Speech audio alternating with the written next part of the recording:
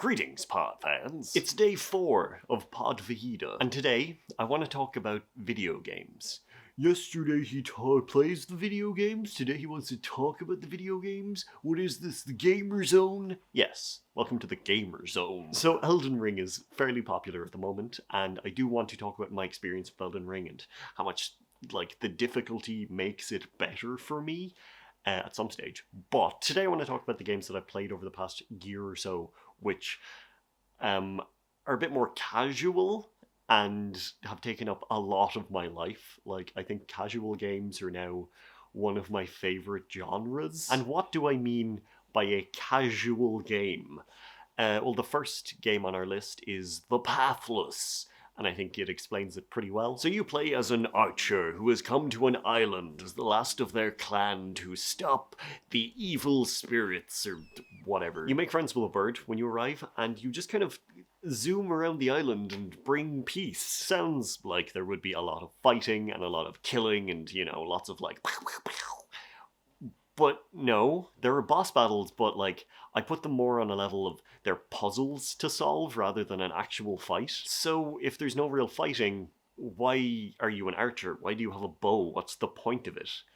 Well, there are these floating talismans littered across the entire island, and anytime you shoot one, you get a little bit of a speed boost, and they are everywhere. So you just kind of chain your shots, and you just zip zap zoopity boop around. You can also then glide by grabbing onto your bird friend, and then it's the same, you're just floating a bit. You're floating along, you shoot a talisman, you go and you zoom off again. And then as you progress, you get more and more abilities, so you do just rocket everywhere. And the movement feels so good. Oh my god. What you're watching right now is this is late game. This is me after beating the game and using things, but it feels so good. I don't generally do this with open world games, but I finished the story and then I felt compelled to continue exploring for the things I'd missed. Because just exploring and movement and the everything about this just feels so good, and it brings me so much joy. Even getting footage for this, just to layer over, I found a chest behind a thing just by moving with no real aim. So if you're just looking for a good time and you're feeling stressed out by Elden Ring or any other kind of stressful video game or just stressful life, I would give the Pathless a try. Next up is probably the strangest game I feel I've ever gotten interested in. It's Euro Truck Simulator 2. A truck game where the only gameplay is driving a truck, buying some trucks, managing your freight company.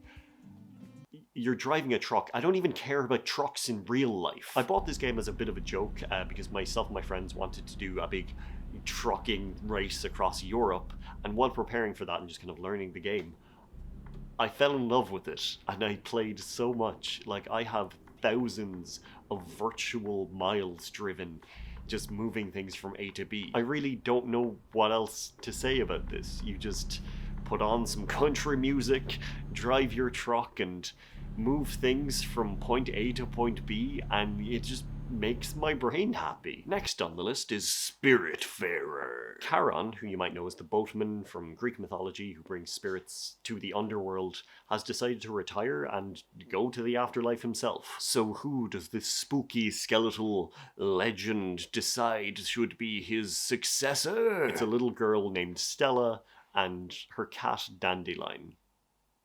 Yeah. So this is a very story-driven, crafting-esque game where you travel what I assume is Limbo in your boat. You meet different spirits, take them aboard, fill out their last wishes, some of which broke me as a person, and then you bring them to the Evergate so they can move on. I haven't completed this yet, but it is a really nice game that just makes you feel for the characters, and it is genuinely sad when you have to let them move on. They feel like part of your in-game family, and to know that they're gone forever, but because they want to, it just makes me feel feelings. It's really well done. I didn't cry actual tears, but I was very close on a number of occasions. It's a beautiful game. I would recommend picking it up. And that, I think, is all of my suggestions for the day. If you think this is cool, I might make a part 2 where I talk about more. I might do this for different genres of games that I'm interested in. But yeah, what is your go-to casual game when you're just looking to have a good time and not constantly fight for your life? Thank you for watching, and I will talk to you tomorrow. Slán.